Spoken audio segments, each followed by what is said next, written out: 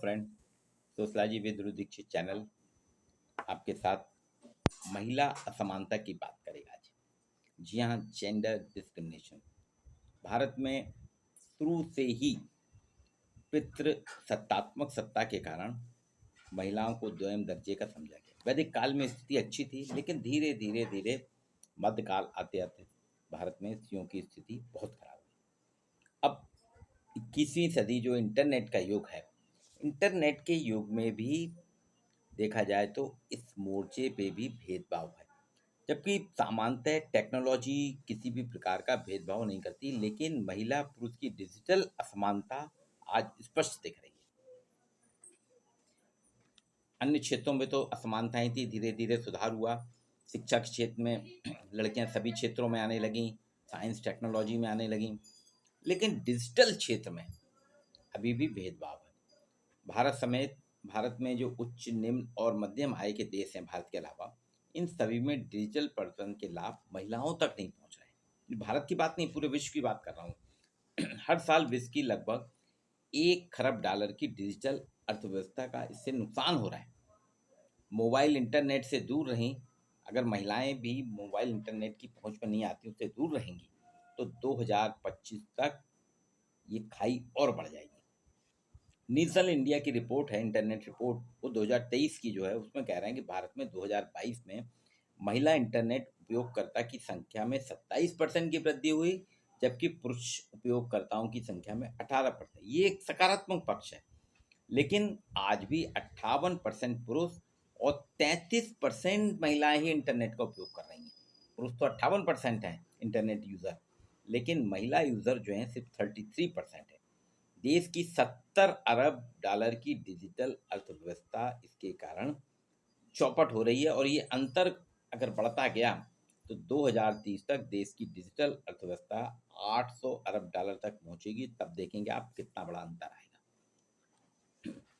हमारे यहाँ digital economy जो है, डिजिटल गेम के रूप में 7.4% है, फैशन में 16.6%, खिलौने में 8.1%, ऑनलाइन टिकट, देखिए ऑनलाइन टिकट 1.8% ही है, फर्नीचर ऑनलाइन 3.9%, ई प्रकाशन में 8%, शिक्षा क्षेत्र ई प्रकाशन 1%, electronic and media 20.8%, food personal care में 18.4%, ऑनलाइन फूड डिलीवरी 18.1%, और अदर्स जो है 3.9% है।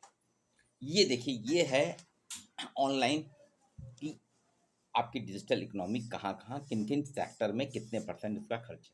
अब इंटरनेट को एरिया वाइज अगर हम देखें तो 58% पुरुष इंटरनेट उपभोक्ता है देश में, और यूरोप में अगर देखा जाए तो यूरोप में 82% है, अमेरिका में 79%, पूरे वर्ल्ड में अगर देखें तो 57%, अरब स्टेट में 56%, एशिया पैसिफिक में 54%, और भारत में इंटरनेट यूज़र सिर्फ 33 से 40% के लगभग, अफ्रीका में 27%।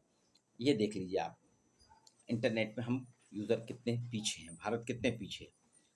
अब डिजिटल ट्रांजैक्शन की बात करें तो 2017-18 में 2070 का हुआ, 2018-19 में 3134 करोड़ रुपए हुआ, 2019-20 में 4571, फिर 2020-21 में 5574, और 2021-22 में 8849, और 2022-23 में बहुत तेजी के साथ वृद्धि हुई 12,008 रुपये। ये डिजिटल ट्रांजैक्शन हमारे यहाँ देश में हुआ है।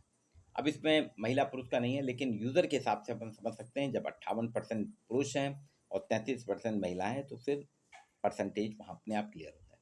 देश में सबसे ज़्यादा इंटरनेट की पहुँच जो है महाराष्ट्र में, महाराष्ट्र के बाद छोटा सा प्रांत गोवा और केरल आता है, और सबसे कम है बिहार में। बिहार के बाद छत्तीसगढ़ और झारखंड का स्थान आता है। अब देखिए, छत्तीसगढ़ बहुत डेवलप है, लेकिन आज भी इंटरनेट यूज़र में बहुत पीछे, बिहार से भी कम है वहाँ इंटरनेट यूज़र, और झारखंड में तो और राजस्थान और महिलाओं में भी यही स्थिति है। अगर हम देखें इसको तो और भी, आज जबकि यूनिसेफ बता रहा है कि दुनिया के 90% नौकरियां डिजिटल कारक से होती हैं, बहुत महत्वपूर्ण है। नौकरियां महिलाओं की तुलना में पुरुषों को ज़्यादा मिली हैं। ये भी एक देखिए, डिजिटल युग में पुरुषों को ज़्यादा नौकरियां मिली हैं। देश में 53% पुरुषों की तुलना में सिर्फ 41% महिलाओं की इंटरनेट पहुंच के कारण ये डिफरेंस पड़ रहा है। महिलाओं के पास स्मार्टफोन होने की संभावना अभी भी 20% कम है, जबकि पुरुषों के पास बढ़ रही है। ये एक असमानता है, डिजिटली असमानता, लैंगिक असमानता इन डिजिटल।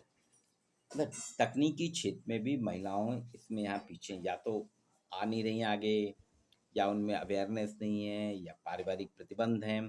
एक नई नई चीज़ें आ रही हैं, जबकि यहाँ अगर हम देखें कि दोनों पक्ष अगर बराबरी से चलें, बहुत कुछ हो सकता है। राजा राम मोहन राय जी ने तो बहुत पहले कहा था, हर स्त्री को पुरुषों के साथ अधिकार प्राप्त होना चाहिए।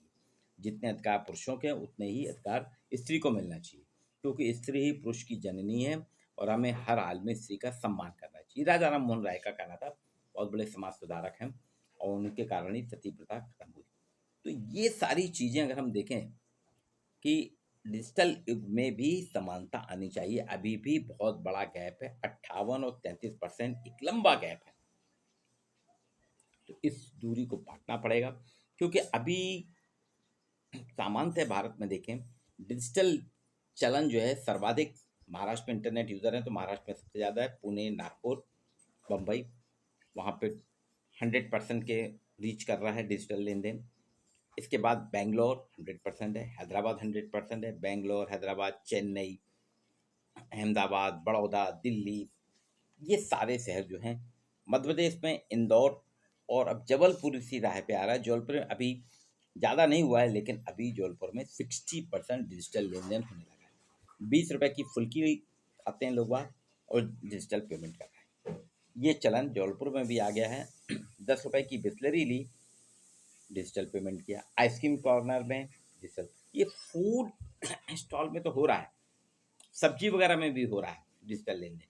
लेकिन जब बड़े काम होते हैं, वहाँ पे लोग नगद या अपना कार्ड ही स्वैप करते हैं, वहाँ डिजिटल लेन देन नहीं करते।